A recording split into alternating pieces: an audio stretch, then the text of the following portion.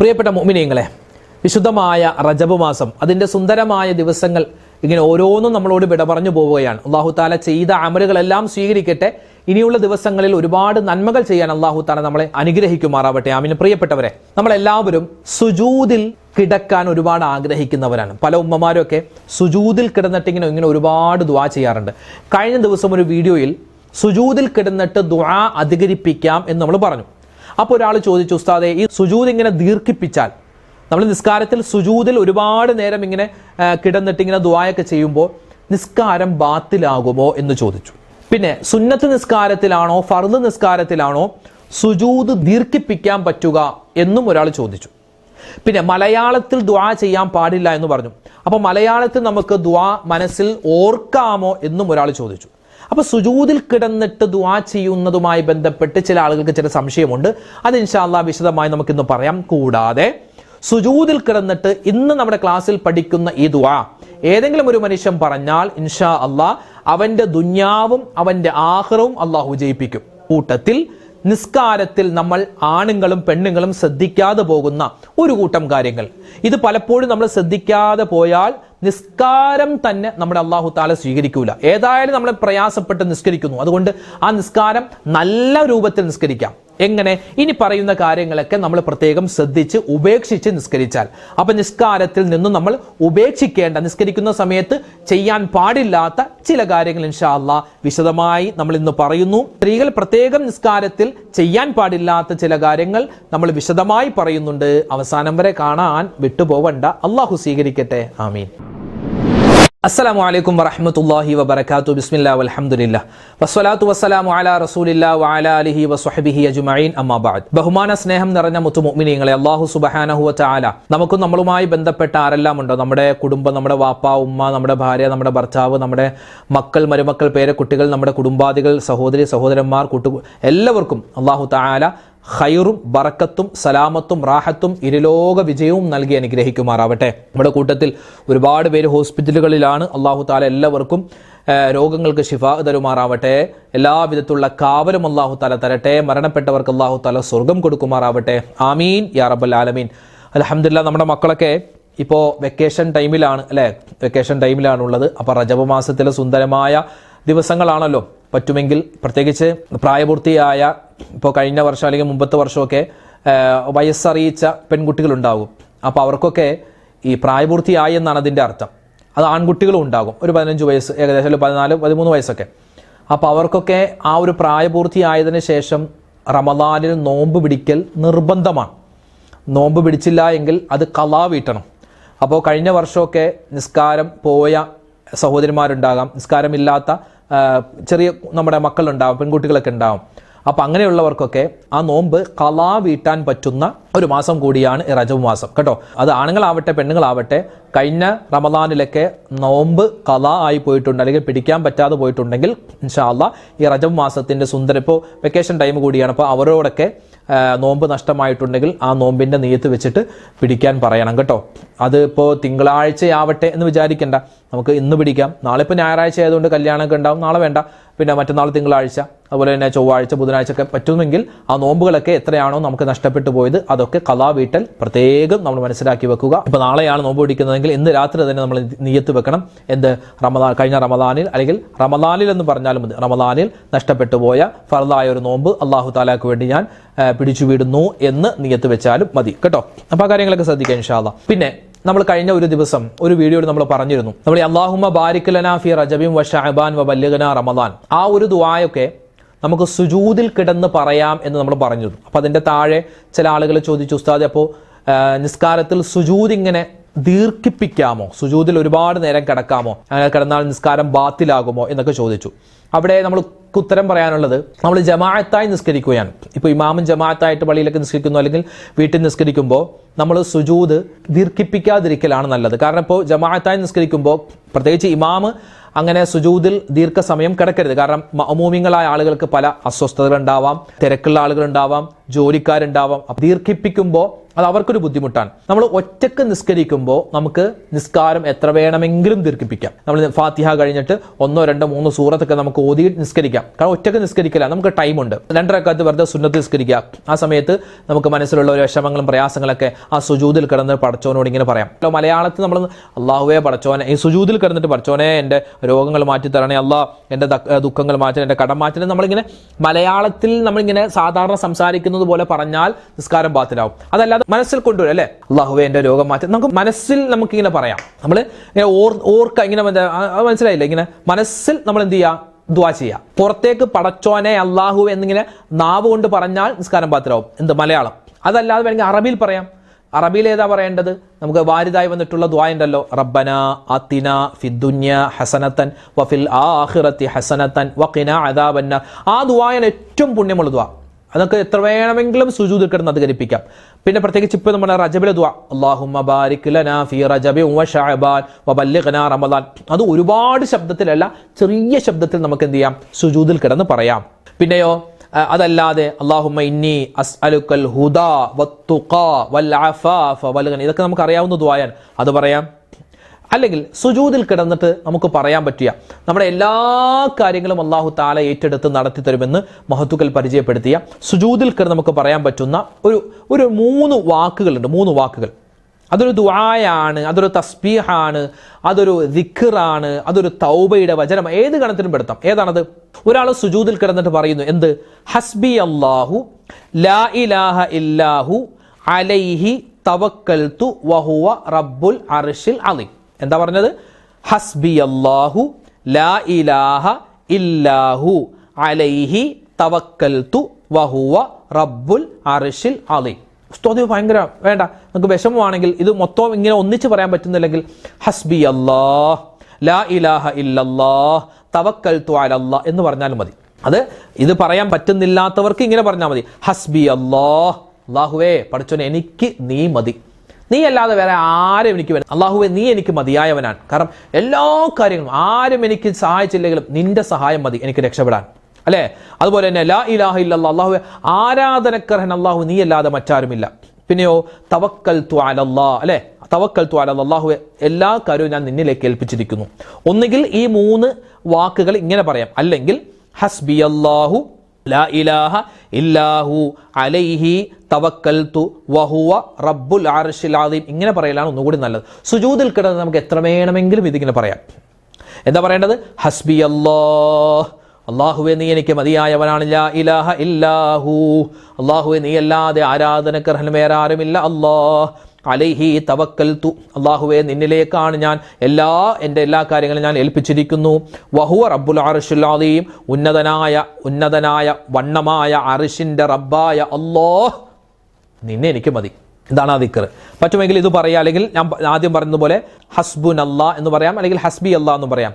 ഹസ്ബി അല്ലാ അല്ലെങ്കിൽ ഹസ്ബുനല്ലാ ലാ ഇലാഹ ഇല്ലല്ലാ തവക്കൽതു അലല്ലാഹ്, ഈ 3 വാക്കുകൾ ഇങ്ങനെ ആവർത്തിച്ച് പറഞ്ഞാലും മതി കേട്ടോ. ഇതൊക്കെ നമുക്ക് സുന്നത്ത് നിസ്കരിക്കുന്ന സമയത്ത് നമുക്കിങ്ങനെ നിസ്കാരത്തിൽ സുജൂദിൽ ഇങ്ങനെ ഒരുപാട് ഇങ്ങനെ കണ്ണടച്ച് പറയാം കേട്ടോ. അപ്പോൾ ഈ കാര്യം ശ്രദ്ധിക്കണേ, ഒരുപാട് ഗുണങ്ങൾ ഈ ദിക്റുകൾ പറഞ്ഞാൽ നമുക്ക് കിട്ടാനുണ്ട്.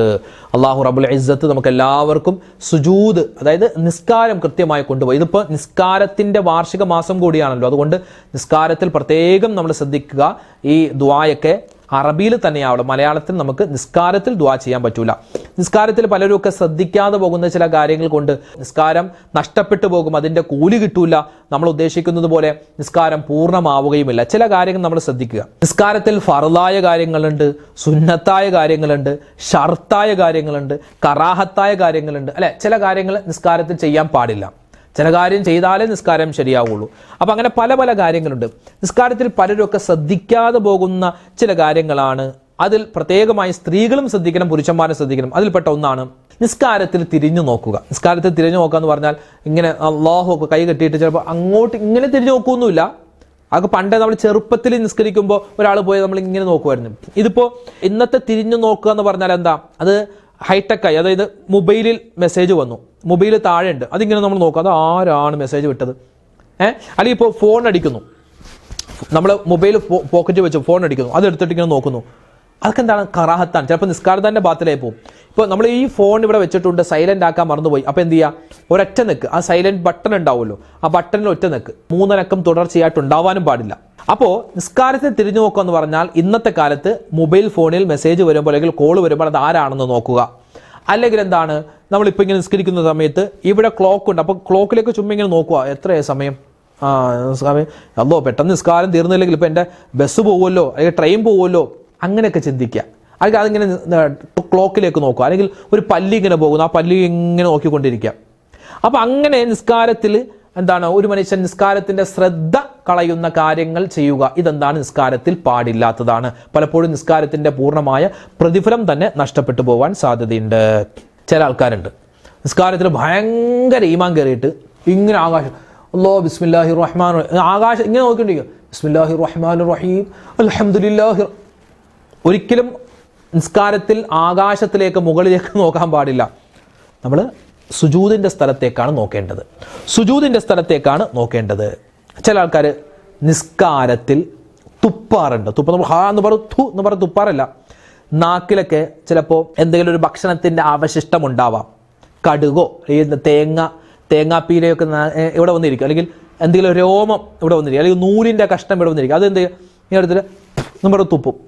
നിസ്കാരത്തിൽ തുപ്പല്ലേ, അത് കറാഹത്ത. നിസ്കാരം ബാത്തില തു എന്ന് പറഞ്ഞ ഒരു ശബ്ദം കേൾക്കൂലേ, അർത്ഥമുള്ളതോ ഇല്ലാത്തതോ ആയ ശബ്ദം പുറത്തേക്ക് വന്നാൽ നിസ്കാരം ബാത്തിലാകാൻ സാധ്യതയുണ്ട്. അപ്പോൾ അതുകൊണ്ട് നമ്മൾ എന്ത് ചെയ്യുക, ഇപ്പോൾ എന്തെങ്കിലും ഒരു ഭക്ഷണത്തിൻ്റെ അവശിഷ്ടമോ എന്തെങ്കിലും നൂലോ എന്തെങ്കിലും എന്താ മുടിയോ ഒക്കെ നമ്മളെ നാവിൻ്റെ തുമ്പിൽ വന്നാൽ പതിയെ ഇങ്ങനെ എടുക്കുക, ഇങ്ങനെ തോണ്ടിയെടുക്കുക. അങ്ങനെ ചെയ്യാൻ പാടുള്ളൂ.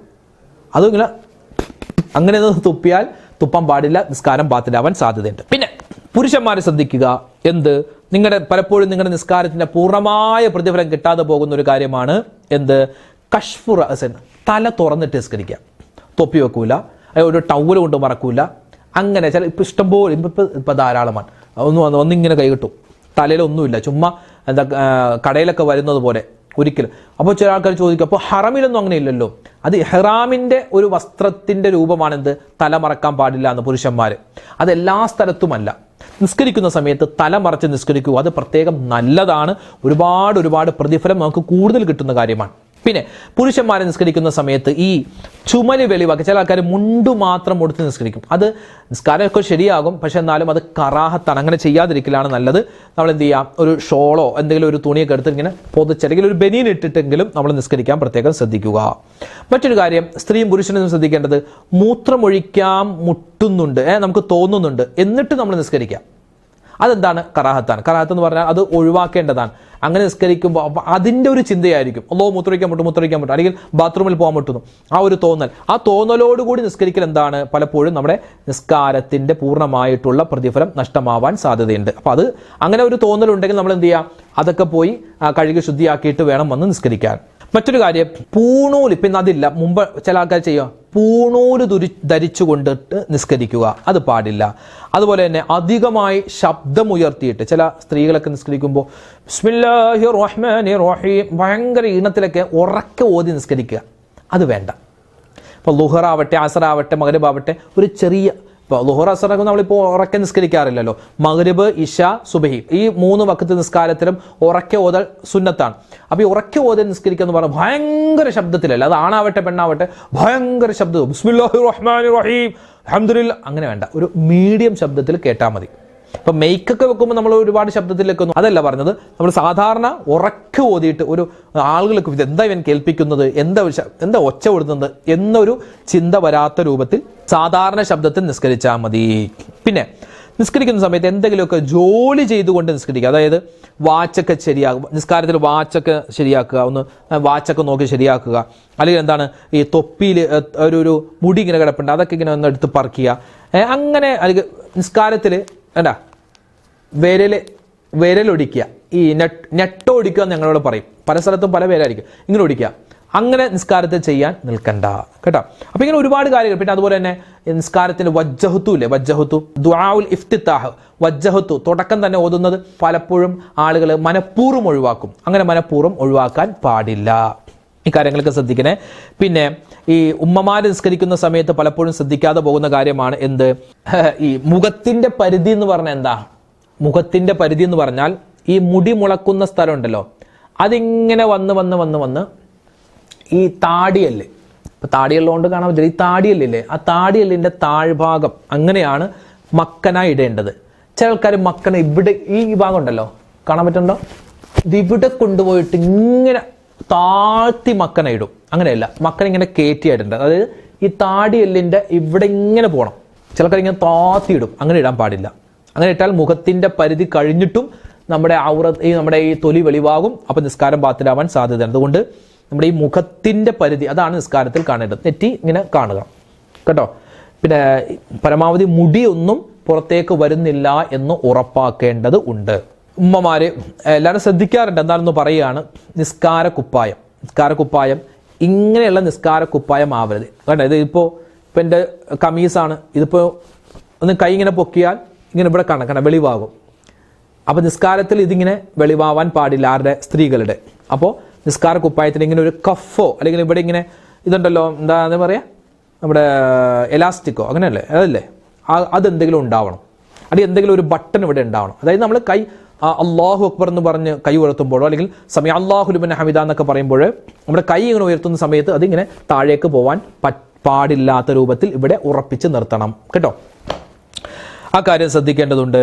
പിന്നെ ഉമ്മമാര് നിസ്കരിക്കുന്ന സമയത്ത് ചില ആൾക്കാർ സോക്സ് ധരിച്ചിട്ട് നിസ്കരിക്കാറുണ്ട്. ആയിക്കോട്ടെ, കുഴപ്പമില്ല. പക്ഷേ നമ്മൾ ഈ സോക്സ് ധരിക്കുമ്പോൾ ചില സോക്സ് ധരിച്ചാൽ ആ കാലിൻ്റെ തൊലിയുടെ നിറം നമുക്ക് കാണാൻ പറ്റും. വെളുത്ത കാലാണെങ്കിൽ ആ വെളുപ്പ് കാണാൻ പറ്റും, അല്ലെങ്കിൽ കറുത്ത കാലാണെങ്കിൽ കറുപ്പ് കാണാൻ പറ്റും. അപ്പോൾ ഒരിക്കലും തൊലിയുടെ നിറം കാണുന്ന തരത്തിലുള്ള സോക്സ് അല്ല ധരിക്കേണ്ടത്. അത് മറയുന്ന, ഇപ്പോൾ നമ്മൾ ഒരാൾ സോക്സ് ധരിച്ചാൽ നോക്കുമ്പോൾ ആ കാലിൻ്റെ അല്ലെങ്കിൽ പാദം കാലിൻ്റെ നിറം എന്താണെന്ന് കാണാൻ പറ്റാത്ത രൂപത്തിൽ കട്ടിയുള്ള സോക്സ് ധരിക്കണമെന്നാണ് ഈ പറഞ്ഞതിൻ്റെ അർത്ഥം കേട്ടോ. പിന്നെ ഉമ്മമാർ നിസ്കരിക്കുന്ന സമയത്ത് സുജൂദിൽ കിടക്കുമ്പോൾ കൈ ഇങ്ങനെ, ഇപ്പോൾ സുജൂദിൽ കിടക്കുന്ന സമയത്ത് കൈ എന്ത് ചെയ്യുക, ഇങ്ങനെ ഒന്നും വെക്കരുത്. അല്ലാഹു അക്ബർ ഇങ്ങനെയല്ല സുജൂദിൽ വെക്കേണ്ടത്. കൈ ഇങ്ങനെ ചേർത്ത് വെക്കുക. നിങ്ങളുടെ നെഞ്ചിൻ്റെ ഭാഗത്തേക്ക് ചേർത്ത് വെക്കണം സുജൂദിൽ കൈ വെക്കേണ്ടത്. അല്ല ഇങ്ങനെയല്ല കേട്ടോ. പിന്നെ നിസ്കാരക്കുപ്പായം അത് നിസ്കാരം കഴിയുമ്പോൾ അത് ചുരുട്ടി വെക്കാതെ മടക്കി വെക്കലാണ് നല്ലത്. ഇനി എന്തെങ്കിലും വെള്ളമൊക്കെ ഉണ്ടെങ്കിൽ അതൊന്ന് വിരിച്ചിടലാണ് വേണ്ടത്. നിസ്കാരക്കുപ്പായം അത് നിങ്ങളുടെ ജീവിതത്തിൽ ഏറ്റവും പുണ്യമായൊരു വസ്ത്രമാണ് അല്ലേ. നമ്മൾ ഈ നിസ്കാരക്കുപ്പായം ധരിച്ച് സ്വർഗത്തിൽ പോകാൻ ആഗ്രഹിച്ച ഒരു ഉമ്മയുടെ ചരിത്രം കഴിഞ്ഞ ഏതോ ഒരു വീഡിയോയിൽ നമ്മൾ തുടക്കം പറഞ്ഞു. കഴിഞ്ഞ ദിവസത്തെ ഒരു വീഡിയോയിൽ നമ്മൾ പറഞ്ഞിരുന്നു. മകനോട് ഉമ്മ വസീയത്ത് ചെയ്തൊരു ചരിത്രം നമ്മൾ പറഞ്ഞിരുന്നു. അത് കേട്ടിട്ടുണ്ടാവും നിങ്ങൾ. അപ്പോൾ നിങ്ങളുടെ നിസ്കാരക്കുപ്പായം എന്ന് പറഞ്ഞാൽ അത് നിങ്ങൾക്ക് കഫൻ തുണിയായിട്ട് ഉപയോഗിക്കാൻ പറ്റുന്ന ഒരു വസ്ത്രമാണ്. ഈ പുള്ളിയുള്ള ഇതുണ്ടല്ലോ നിസ്കാരക്കുപ്പായം, അത് ഒഴിവാക്കലാണ് നല്ലത്. വെള്ള ഉണ്ടെങ്കിൽ അതാണ് ഏറ്റവും നല്ലത്. ഇനി പുള്ളിയുള്ള ഡിസൈനൊക്കെ ഉള്ള നിസ്കാരക്കുപ്പായം ഇട്ട് നിസ്കരിച്ചാൽ നിസ്കാരം ശരിയാകൂല എന്നൊന്നുമല്ല പറഞ്ഞത്. നിസ്കാരമൊക്കെ ശരിയാകും, പക്ഷെ എന്നാലും അതിനേക്കാൾ നല്ലത് എന്താണ്, ആ വെള്ള സാധാരണ നിസ്കാരക്കുപ്പായം ഇട്ട് നിസ്കരിക്കലാണ് കേട്ടോ നല്ലത്. പിന്നെ നിസ്കാരക്കുപ്പായം അത് വൃത്തിയോടുകൂടി സൂക്ഷിക്കുക. അതെന്താണ്, ഒരു പെണ്ണിൻ്റെ വിജയത്തിൻ്റെ നിദാനമാണ്. അത് പെണ്ണുങ്ങൾ മാത്രമല്ല ആണുങ്ങളും നിസ്കാരത്തിന് പോകുമ്പോൾ നല്ല വസ്ത്രം ധരിക്കുക, നിസ്കരിക്കുമ്പോൾ നല്ല വസ്ത്രം ധരിച്ച് നിസ്കരിക്കുക. അപ്പോൾ നമ്മൾ നിസ്കാരവുമായി ബന്ധപ്പെട്ട് ശ്രദ്ധിക്കേണ്ട ഒരുപാട് കാര്യങ്ങൾ ഇപ്പോൾ അൽഹംദുലില്ലാഹ് പറഞ്ഞിട്ടുണ്ട്. സ്ത്രീകൾ ശ്രദ്ധിക്കേണ്ടത്, പുരുഷന്മാർ ശ്രദ്ധിക്കേണ്ടത് ഒക്കെ നമ്മൾ വിശദീകരിച്ചിട്ടുണ്ട്. അല്ലാഹു സുബ്ഹാനഹു വ തആല നമ്മളൊക്കെ നിസ്കരിക്കുന്നു, നോമ്പ് പിടിക്കുന്നു, ഖുർആൻ ഓതുന്നു, അതിലൊക്കെ ഒരുപാട് പോരായ്മയുണ്ട്. എല്ലാം അല്ലാഹു തആല മാറ്റി തന്ന് നല്ല രൂപത്തിൽ അല്ലാഹു തആല ഇത് സ്വീകരിക്കുമാറാവട്ടെ.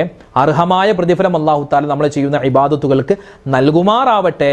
ആമീൻ ആമീൻ യാ റബ്ബൽ ആലമീൻ. ഇൻഷാ അല്ലാഹ് നാളെ മറ്റൊരു വീഡിയോയുമായിട്ട് നമുക്ക് കാണാം. അല്ലാഹു സുബ്ഹാനഹു വ തആല പ്രത്യേകമായി നമുക്ക് എല്ലാവിധത്തിലുള്ള കാവലും നൽകട്ടെ. പ്രത്യേകം ഇന്നത്തെ മജ്‌ലിസിൽ ദ്വാരക്കാനൊക്കെ പറഞ്ഞ നിരവധി ആളുകളുണ്ട്.